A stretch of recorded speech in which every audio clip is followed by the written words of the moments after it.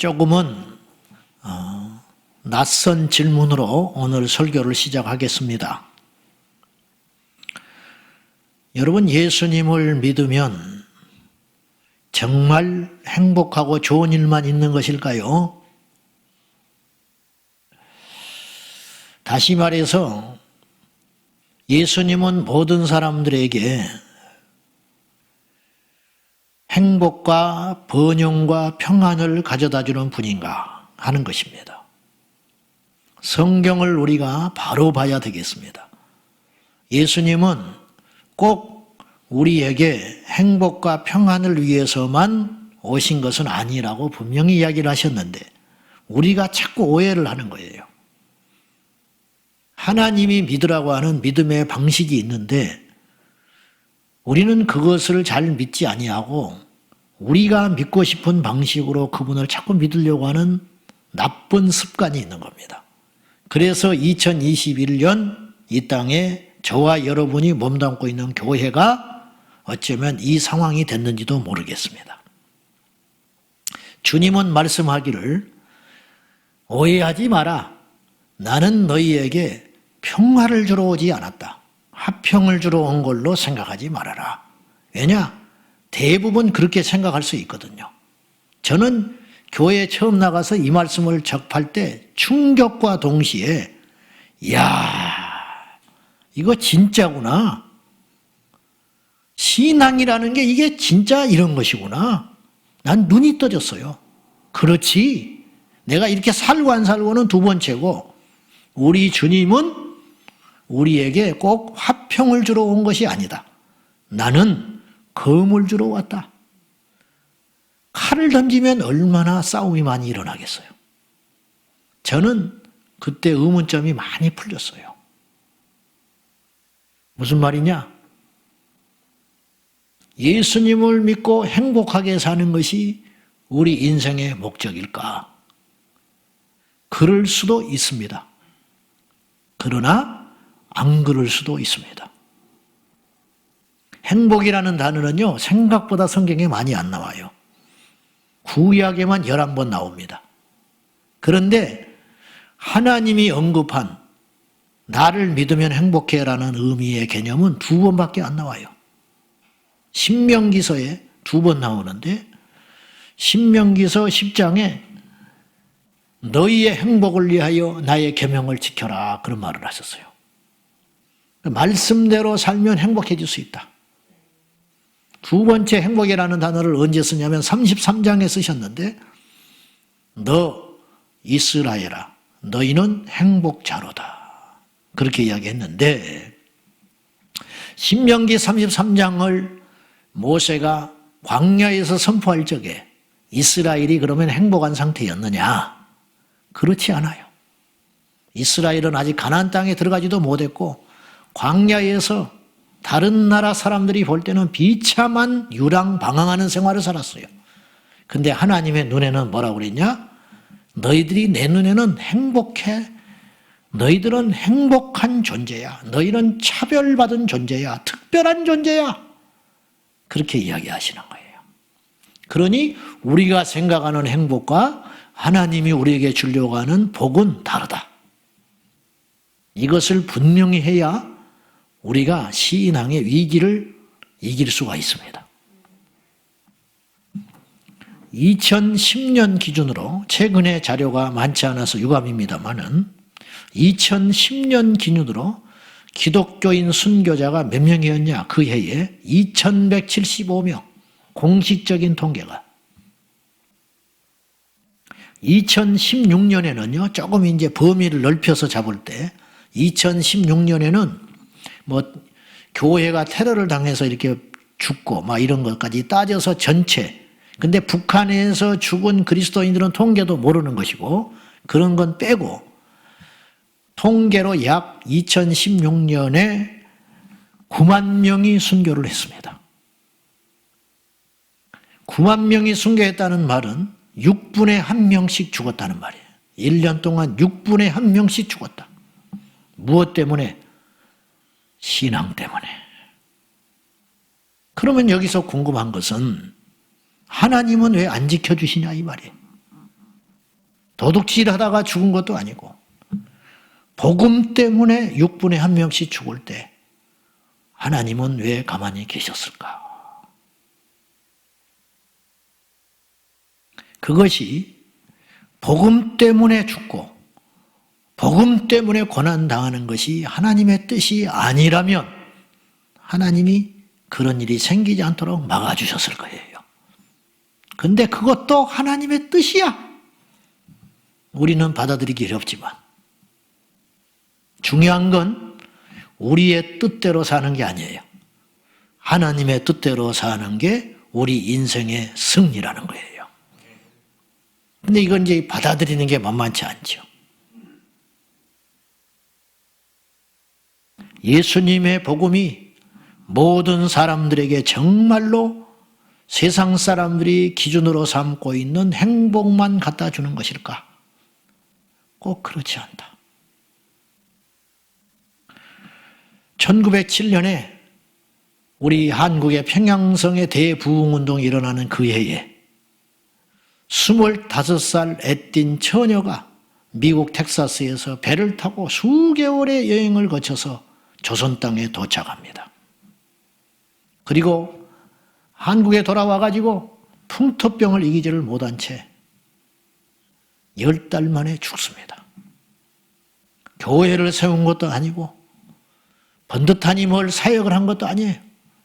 병마와 싸우다가 10달 동안 병만 앓다가 이 처녀 선교사가 죽었습니다. 이 루비 캔드릭이 그의 고향 부모님들에게 마지막으로 보낸 편지가 다음과 같았습니다.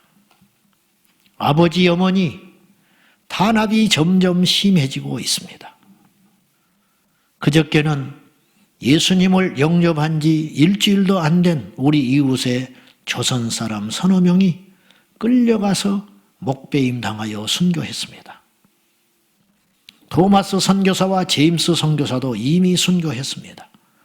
선교본부에서는 철수하라고 하는 지시가 있었지만 대부분의 선교사들은 그들이 전도한 조선인들과 아직도 숨어서 예배를 드리고 있습니다. 그들은 모두가 순교할 각오인 것 같습니다. 오늘 밤은 유난히도 고향으로 돌아가고 싶습니다. 외국인을 죽이고 기독교를 증오한다는 소문 때문에 부두에서 저를 끝까지 말리셨던 어머니의 얼굴이 자꾸 제 눈앞에 어른거립니다. 아버지, 어머니, 어쩌면 이 편지가 마지막일 수도 있습니다. 제가 이곳에 오기 전 집 뒤뜰에 심었던 한 알의 씨앗이 이제는 내년에 온 동네 꽃향기로 가득하게 채워지겠지요. 그처럼 조선 땅에 씨앗을 하나 뿌리고 나면 수많은 꽃들이 피고 지고 피고 지어 그 조선 땅에 뿌려진 씨앗은 여러 나라에 널리 전해지는 씨앗이 될 것입니다. 저는 이 땅에 저의 심장을 묻겠습니다. 바로 이것은 제가 조선을 향해 가지는 열정이 아니라 하나님께서 조선을 향해 가지신 열정이라는 것을 알게 되었습니다. 어머니, 아버지, 사랑합니다. 그리고 고향이 그립습니다. 이게 마지막 편지였어요. 이 루비 캔드릭이 마지막 죽으면서 유언을 2마디를 남겼어요. 내가 만약에 1000개의 목숨이 있다면 그 목숨을 조선 땅을 위해서 바치겠습니다. 내가 죽으면 텍사스의 청년들이 10명, 20명, 50명씩 조선 땅에 오게 해 주십시오. 그렇게 기도하고 죽었는데 그의 기도가 하늘에 닿아서 루비 캔드릭이 죽고 난 다음에 약 20명의 선교사가 텍사스에서 조선 땅에 오게 되었다고 해요. 하나님이 하시는 일 우리는 잘 몰라요.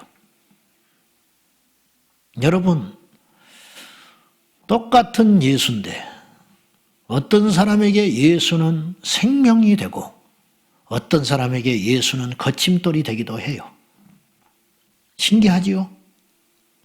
예수 천당, 예수 믿고 구원받고 천국 갑시다. 이 메시지가 어떤 사람에게는 천둥처럼 심장을 울리기도 하지만 어떤 사람은 짜증난 소리로 들리기도 해요. 도대체 무슨 차이 때문일까? 호세아서 14장 9절은 금방 제가 언급한 내용에 대한 분명한 메시지를 담고 있습니다. 한번 읽어보시겠습니다. 시작. 누가 지혜가 있어 이런 일을 깨달으며 누가 청명이 있어 이런 일을 알겠느냐. 여호와의 도는 정직하니 의인은 그 길로 다니거니와 그러나 죄인은 그 길에 걸려 넘어지리라. 여호와의 도는 분명하다, 정직하다, 참되다. 그런데 어떤 사람은 여호와의 도, 여호와의 가르침, 여호와의 말씀 때문에 어떤 사람은 살아나는 사람이 있고 어떤 사람은 이 여호와의 말씀 때문에 오히려 걸려 넘어지는 사람이 있더라. 우리는 누구냐? 어떤 사람은 환난 앞에 더 믿음으로 무장하는 사람이 있는가 하면 어떤 사람은 천하의 모든 걸 가졌는데도 불구하고 그리스도를 떠나는 사람이 있더라. 저와 여러분은 어떤 삶을 살아야 되느냐 하는 말이에요. 이 땅의 그리스도인, 이 땅의 기독교 신앙은, 이 땅의 교회는 제 얼굴에 침 뱉기지만은 사실 진정한 기독교인가? 세상의 파도와 환난을 이길 수 있는 에너지가 있는 신앙인인가? 수십 년 동안 복만 하다가 이 지경이 된 것은 아닌가? 하나님이 우리더러 믿으라고 하는 방식이 있어요. 그것대로 믿어야 우리가 진짜 믿는 거예요. 근데 그 방식을 버리고 내 마음대로 믿음을 정의해 놓고 교회를 정의해 놓고 하나님을 만들어 놓고 믿고 덤비는 한 절대로 우리는 하나님의 마음에 드는 그리스도인은 될 수가 없다. 루비 캔드릭 선교사 아무것도 이루지를 못했어요. 그러면 그의 죽음은 헛된 것인가? 그렇지 않습니다. 왜냐? 그 의미 없는 이 땅에서 10달의 투병 생활과 죽음으로 인하여 20명의 선교사가 호국을 밟았고 그 20명의 선교사는 루비 캔드릭 혼자서 할 수 없는 더 엄청난 일을 했기 때문에 우리 하나님의 역사는 이런 것과 같다라는 것이에요. 하나님이 하시는 일을 우리가 어찌 감당합니까? 하나님이 하시는 일을 어찌 우리 인간의 잣대로 함부로 까불며 하나님이 계시니, 하나님이 없니, 하나님의 뜻이니 아니니 그렇게 말할 수 있는 인간은 이 땅에 단 한 명도 없는 것입니다. 우리는 하나밖에 모르고 하나만 알면 돼요. 그게 무엇이냐? 하나님이 우리를 사랑하사 독생자 예수 그리스도까지 내어주셨으니 결코 하나님은 우리를 버리지 아니할 것이고 결코 하나님은 우리의 고난과 형통과 상관없이 그분은 당신의 뜻을 이루어 가시는 분이다. 그거 잊지 말라는 것이죠. 우리가 분명히 알아야 할 것이 있는데 우리는 누구냐 하는 것이에요. 우리는 누구냐. 뭐 거창한 것 몰라도 돼요. 오늘 우리가 이것을 알 때 우리의 신앙이 확실해질 수 있어요. 수많은 사람들이 하나님의 손을 잡고 하나님의 품 안에 있음에도 불구하고 하나님이 없다고 생각하는 사람들이 너무 많아요. 자, 우리는 누구냐? 바울은요, 자기 자신을 정확히 아는 사람이었어요. 여기서 힘이 나오는 거예요. 천사가 우리를 보면 이해가 안 가는 거예요. 천사는 하나님을 아버지라 못 불러요. 천사는 우리보다 깨끗하고 천사는 영적 존재라 우리보다 거룩함에도 불구하고 감히 그분을 못 쳐다봐요. 이사야서에 스랍 천사들이 나타나서 날개를 6개로 얼굴을 가리고 발을 가리고 남은 2 날개는 날개짓을 하고 있었어요. 얼굴을 가려서 주님을 보지를 못해. 발을 가려서 자기의 부끄러운 수치를 가렸어. 그들은 종이기 때문에. 피조물이니까. 근데 우리는 감히 하나님을 아버지라 부르고 있어요.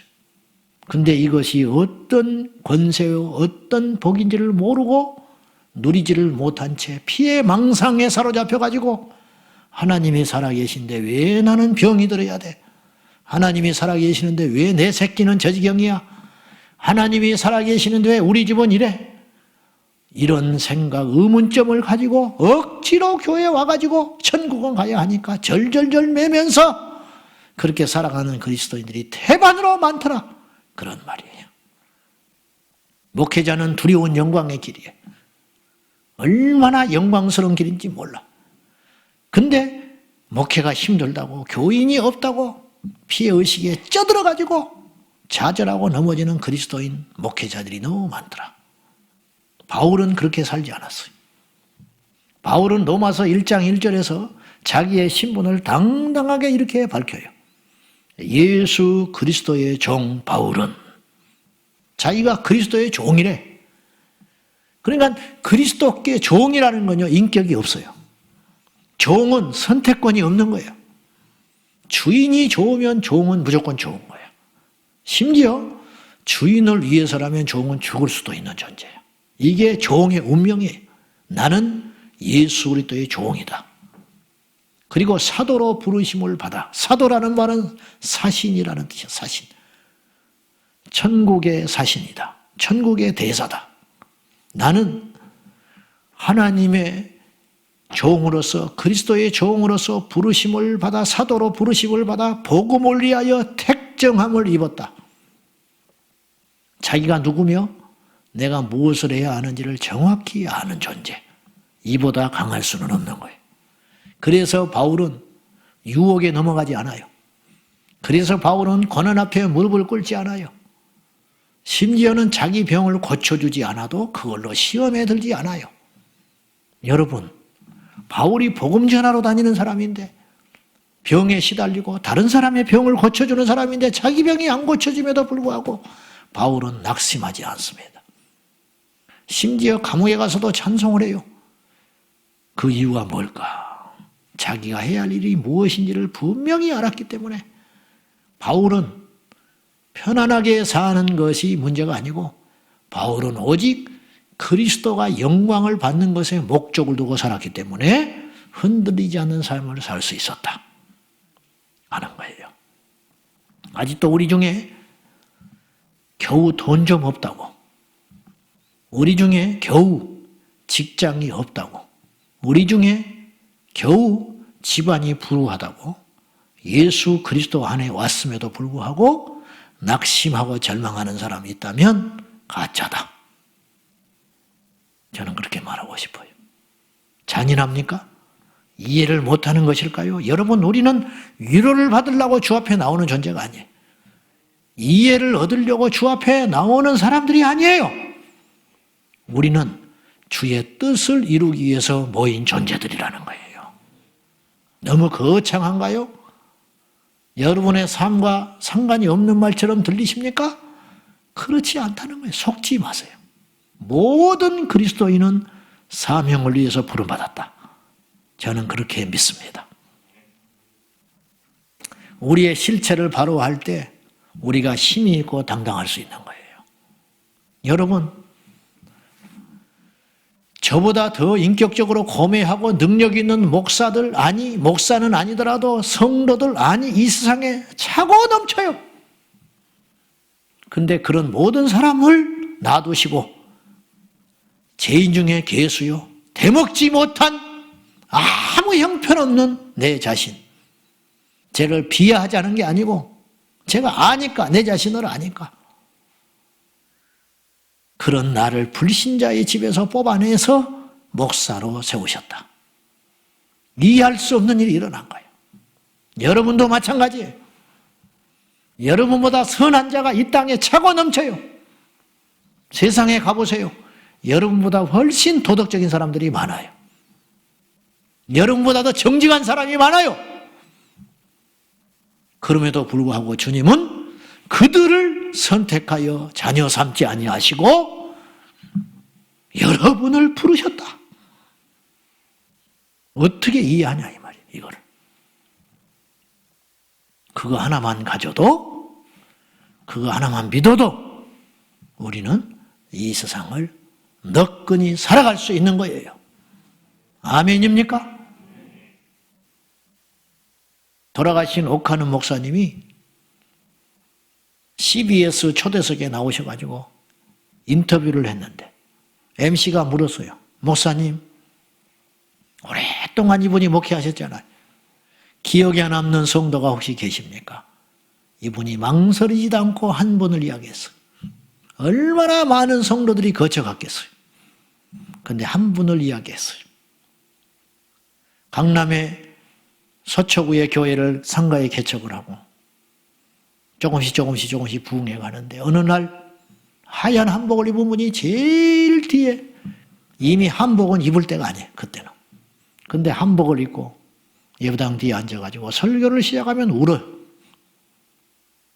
그리고 축도하고 나면 없어져 버리는 거예요. 한 달, 두 달을 그래요. 저분이 누굴까? 그래서 성도들에게 오늘 또 그분이 오거든 뒤를 밟아라. 누군지를 만나야 되니까. 그때 아닌 게 아니라 축도하고 나니까 없어져 버렸어요. 그 성도들이 뒤를 밟아서 그 집이 사는 집을 알아놓은 거예요. 큰 저택에 들어가더라는 거예요. 주중에 목사님이 초인종을 눌렀어요. 그랬더니 그분이 나와요. 그분은 누구냐?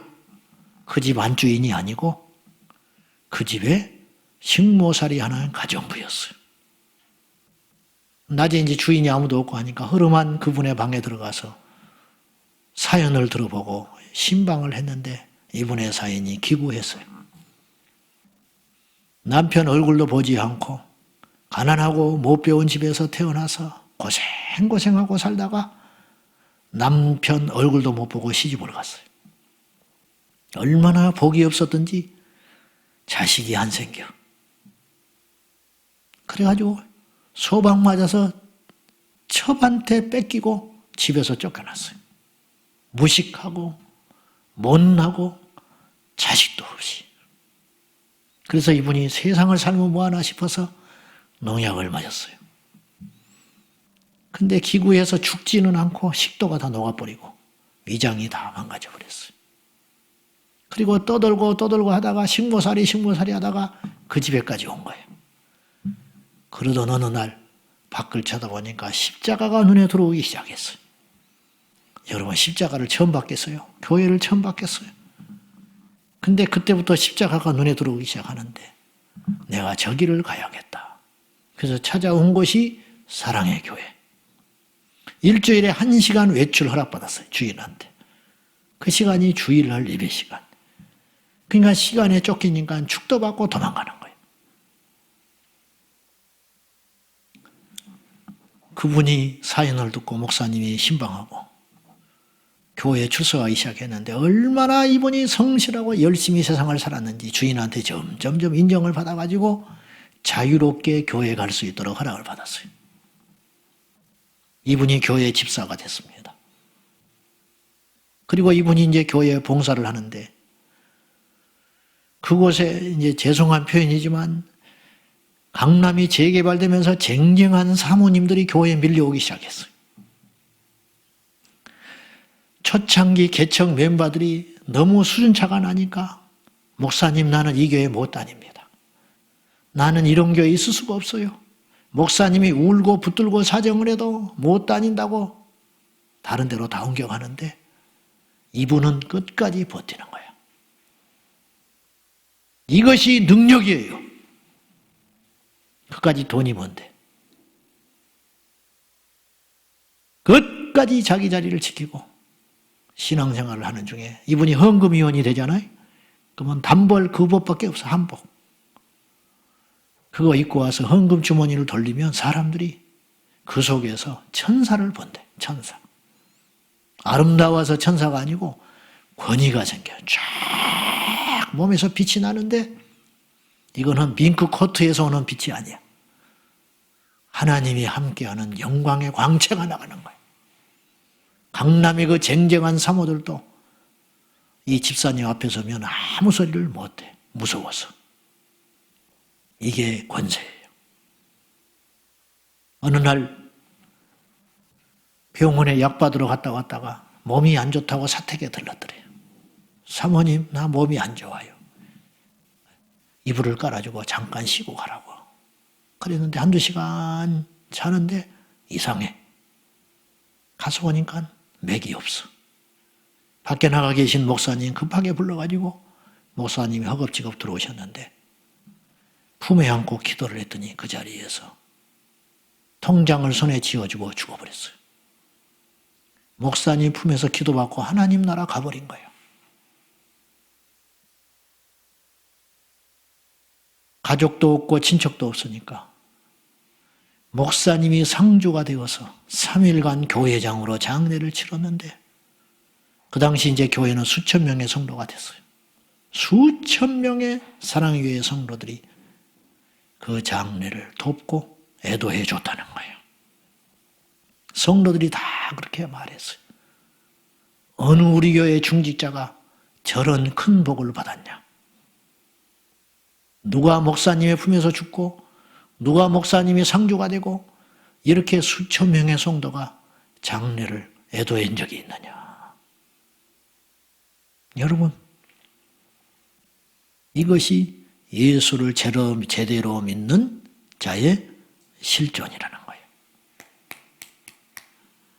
무엇이 더 필요해요? 얼마나 더 가져야 돼요? 얼마나 더 높아져야 주님의 영광을 나타낸다고 생각하세요? 그렇지 않아요. 착각하지 마세요.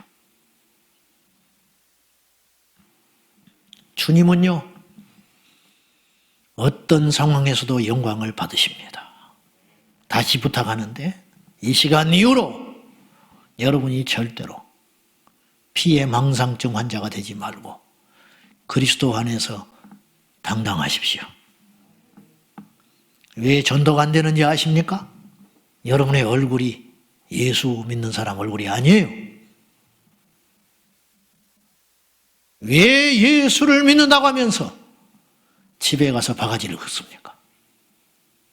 왜 예수를 믿는다고 하면서 직장에 가서 죽을 상을 하고 돌아다닙니까? 승진이 안 된다고? 남이 있는 집이 없다고? 그런 정신을 가지고 천국을 믿는다고, 하나님이 살아계시다고, 그런 위선적 가면을 벗어라 그 말이에요. 우리의 미래가 어떻게 될지 몰라요. 우리가 내일 죽을 수 있고 오늘 죽을 수 있고 10년 후에 죽을 수도 있어요. 오늘 망할 수 있고 내일에 망할 수 있고 1년 안에 망할 수도 있어요. 우리는 성공하려고 주님 앞에 온 사람이 아니에요. 우리는 하나님의 뜻을 이루기 위해서 온 사람들이에요.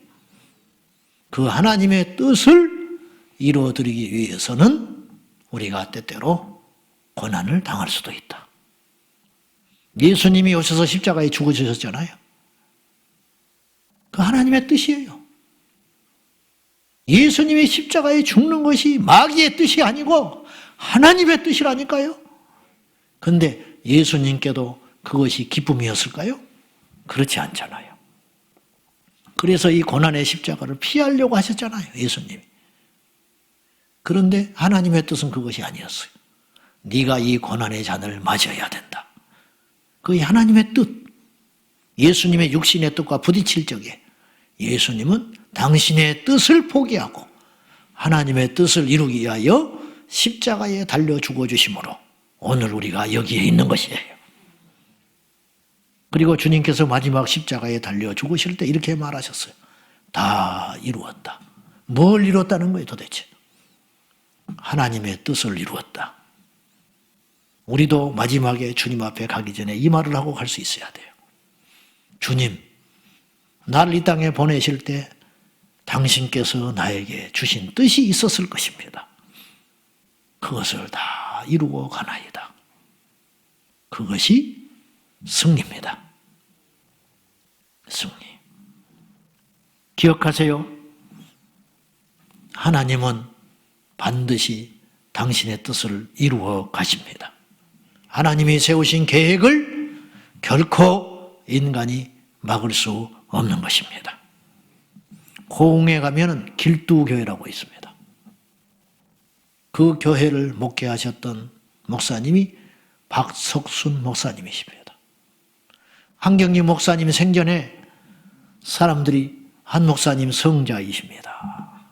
그렇게 말을 하면 한경리 목사님이 손사리를 치면서 나는 성자 아니요. 진짜 성자는 따로 있어. 호남에 가면 성자가 있어. 그분이 박석순 목사님입니다. 그렇게 말할 정도로 이북에서 사모님 사별하고 혼자 내려오셔서 평생 독신으로 살면서 목회를 하셨는데 그 당시 교회 12개 개척하고 요새는 교회 하나 개척해 주는 거 그렇게 어렵지 않아요. 상가 얻어서 떼어주면 돼요. 그렇지만 그 수십 년 전 시골 농촌에서 교회를 세우고 한다는 건 결코 쉬운 일이 아니에요. 12개 교회 개척하고 학교 세워서 돈 없어서 학교 못 가는 아이들 무료로 데려다가 공부시켜주고 가르쳤는데 많을 때는 1년에 800명씩 졸업시켰어요. 그리고 우리나라 역사를 바꾸신 분이에요. 그들이 졸업해서 사람 구실하고 눈이 떠지고 이 나라 이민족에 얼마나 많은 기여를 했는지 그것은 계산이 안 나오는 일이에요. 그런데 어느 날 교회에서 세운 학교에 아이들이 왔다 갔다 하는데 학교 끝나고 집으로 돌아가다가 저수지에서 몇 감고 가자 더우니까 그러다가 2명이 목욕을 하다가 익사해서 죽어버렸어요. 근데 해필 죽은 애들이 누구냐? 믿지 않는 자의 집에서 오는 아이들이었어요. 사람이라는 것은요, 좋은 것은 당연한 일로 여겨져요. 좋을 때는 말을 안 해. 근데 무슨 나쁜 일이 생기면 탓을 하는 거예요.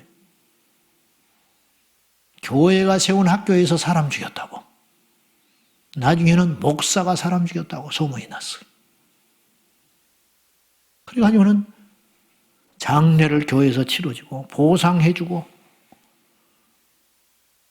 장례를 다 마친 다음에 죄인 아닌 죄인이 돼가지고 박석순 목사님이 그 집에 신방을 갔습니다. 믿지 않는 그 집에, 자식을 잃은 그 집에 신방을 갔어요. 2놈을 같이 잃어버려서 형제가 둘이 죽어버렸어요. 그 집에 가가지고 예배를 드립시다. 예배를 누가 드리겠어요? 자식이 죽었는데. 번체만체하고 땅 쳐다보고 있는데 목사님이 예배 끝나더니 보시오. 당신들이 몰라서 그렇지 당신의 자식들은 천국에 갔어.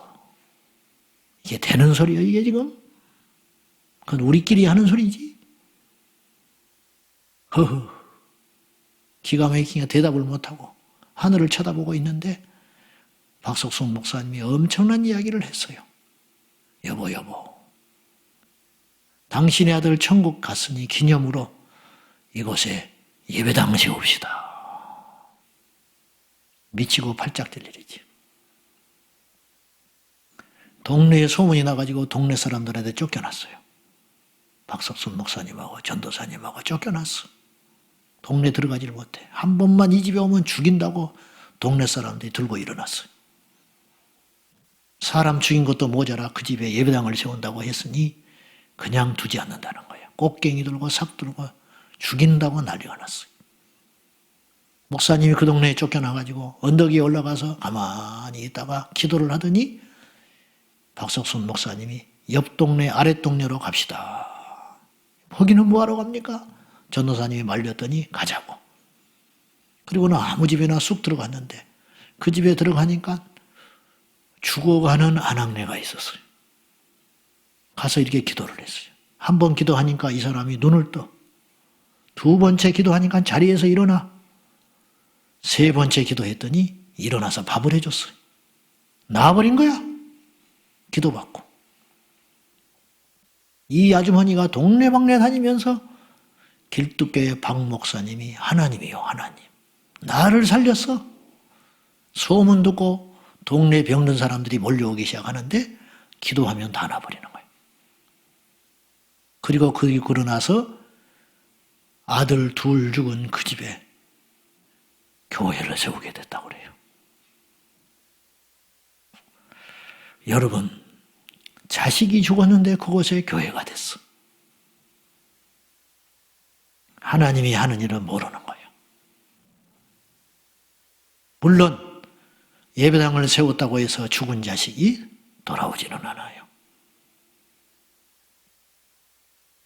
이상 목사님이 중국에서 북한 선교할 적에 한 20명이 북한에 믿는 지하교회 사람들이 탈북을 해서 중국에 들어왔어요. 그러니까 모처에다 숨어놓고 지도자가 이상 목사님을 만났어요. 이야기를 해보니까 진짜야. 위장으로 탈북한 사람들이 아니야. 진짜 예수 믿는 사람들이야.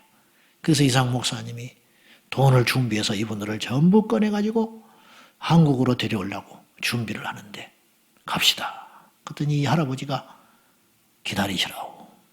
기도를 좀 해야겠어. 그러더니 한 30분 기도를 하고 오더니 이렇게 말을 했어요. 가지 말래. 누가요? 하나님이 가지 말래. 아니 뭔 소리요? 당신들 살라고 나왔잖아. 아니 하나님이 남한 땅에 가지 말래. 그럼 어떻게 할 생각이요? 하나님이 이렇게 말하셨대.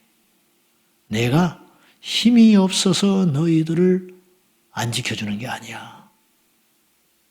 다시 돌아가. 그러니 우린 돌아가야겠어. 기가 막힌 일이 벌어지는 거예요.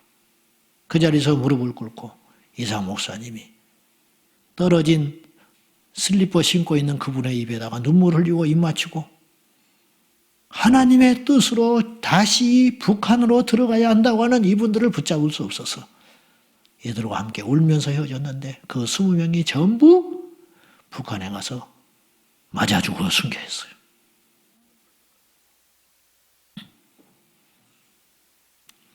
때로는요, 우리에게 불편한 일이 하나님께는 좋은 일이 되기도 하고, 때로는 우리에게 힘든 일이 우리 주님의 나라에는 유익이 되기도 하고, 심지어 우리가 죽는 일조차도 하나님 나라에는 생명의 역사가 일어날 수도 있어요.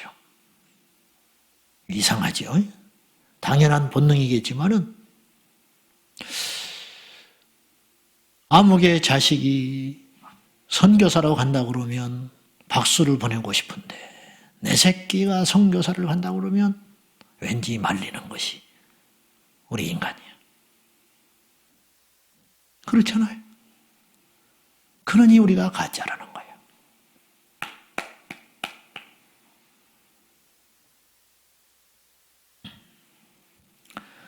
제가 아는 몽골 선교사님이 계시는데 지금 연락이 오랫동안 끊어졌어요. 이름도 가물가물한 분이 한 분이 있는데 이분이 교회에 사역을 하다가 그럭저럭 그냥 안정하게 목회를 했어요. 근데 어느 날 갑자기 몽골을 가야겠다는 마음이 하나님이 주신 거예요. 몽골 선교사로 가야겠다. 그래서 다 정리했어요. 그리고 몽골 선교를 가기 위해서 준비하는데 그분에게 아들이 있었어요. 아들. 어느 날 집 앞에서 교통사고가 나서 현장에서 죽어버렸어. 선교를 가야 되는데. 이분이 어떻게 한지 아세요? 자식 죽은 보상금 손에 쥐고 몽골 땅에 갔습니다. 하나님이 하는 일을 우리가 어떻게 알아? 함부로 말하지 마시오. 하나님이 계시다 안 계시다. 시험 들었다 함부로 그런 소리 하지 마시오. 손바닥으로 하늘을 가리지 마세요. 내 눈앞에 하나님이 안 계시다고 해서 하나님이 안 계신 게 아니야.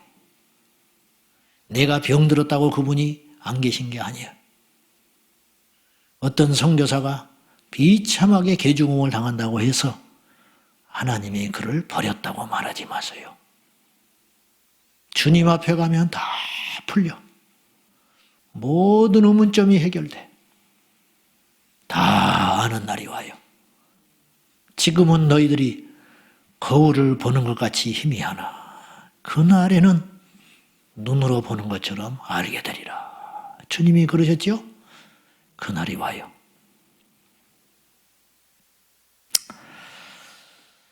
마지막으로 사도 바울이 빌립보서 1장 20절과 21절에 담대히 외쳤던 이 소리를 한번 우리가 듣고 마치려 합니다. 제가 이 말씀을 외워보려고 몸부림을 쳤는데 이상하게 안 외워져. 첫째는 머리가 나빠서 그렇고 두 번째는 아직 제가 이 말씀에 그릇이 안 되는구나. 자, 한번 읽고 마치겠습니다. 시작. 나의 간절한 기대와 소망을 따라 아무 일에든지 부끄러워하지 아니하고 지금도 전과 같이 온전히 담대하여 내 몸에서 그리스도께서 존귀하게 되게 하려 하나니 이는 내게 사는 것이 그리스도니 죽는 것도 유익함이라. 살아서 주님을 막는 사람이 있고 죽어서 주님을 나타내는 사람도 있더라.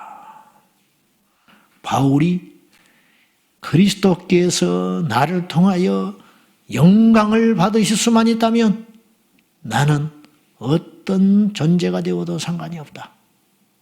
그렇게 담대히 고백했습니다.